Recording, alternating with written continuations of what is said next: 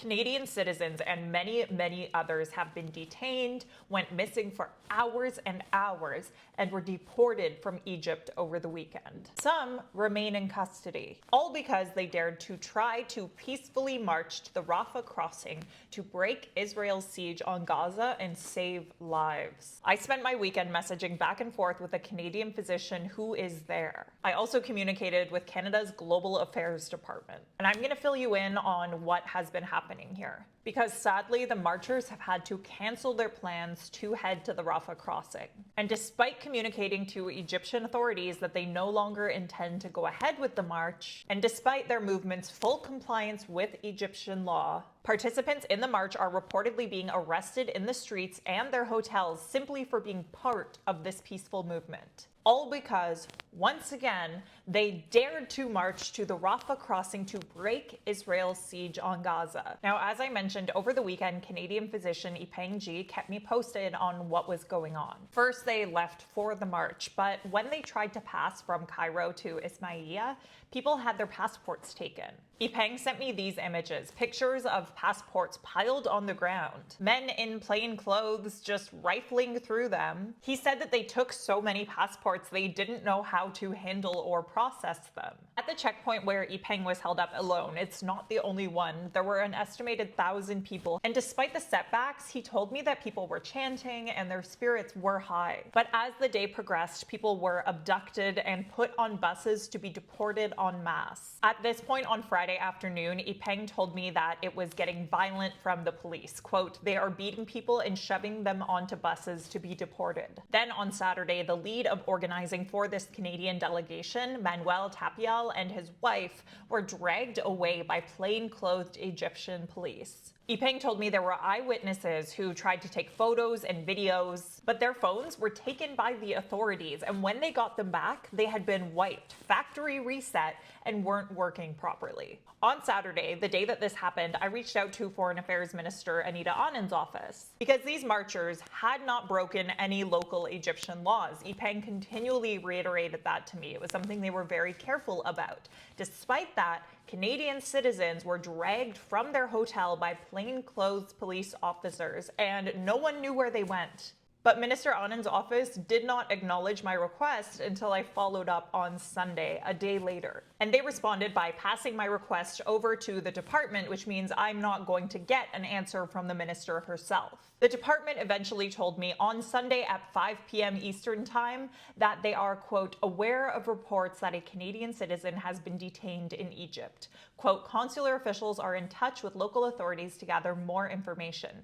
Due to the provisions of the Privacy Act, no further information can be disclosed. They also had have a nice day in their email signature, which was a little weird in this context. Because at the time that I got this email, we'd still heard nothing from Manuel. No one knew where he was. Finally, early this morning, Monday, I got another message from Yipeng. He told me Manuel has been released from detainment and questioning by the Egyptian authorities after over 24 hours since his initial arrest by plainclothes police. He was deported from the airport in Cairo and is on his way back to Canada now. Yipeng also told me that people are still being deported from the hotel. And now organizers have been forced to call off this march because it's becoming unsafe for the marchers. Organizers have put out an urgent call to action demanding the safe passage and release of those who have been detained, who, to be clear, had not broken any laws in planning and taking the first steps of this march and had not accessed any area that they needed permission to travel to. So that brings us to where we are right now. The march is off. There are still people in Cairo. There are still people detained and being deported, but they tried.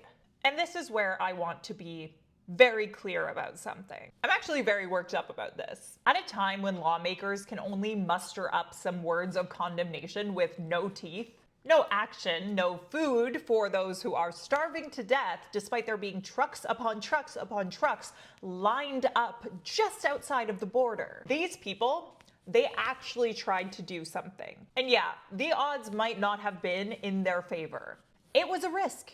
It wasn't guaranteed to succeed. But as Yipeng told me, quote, we must keep trying. There are people A disgusting number, to be frank, who are responding to these marchers by saying stuff like, well, what did they expect? Calling them morons or stupid for daring to try when people with more power in this world refuse to do anything. And that shit makes my blood boil. Because you don't actually get a better world by just accepting horrific, awful things. You don't save lives by refusing to even try because the odds aren't in your favor. There are trucks of aid, trucks upon trucks upon trucks sitting at the Rafah crossing as civilians starve to death just on the other side of that border. And these marchers did what they had the power to do to try to get that aid to people who will die without it, who continue to die as lawmakers negotiate and debate and hem and haw, and while you leave your little comments saying, well, what did they expect? The marchers tried to up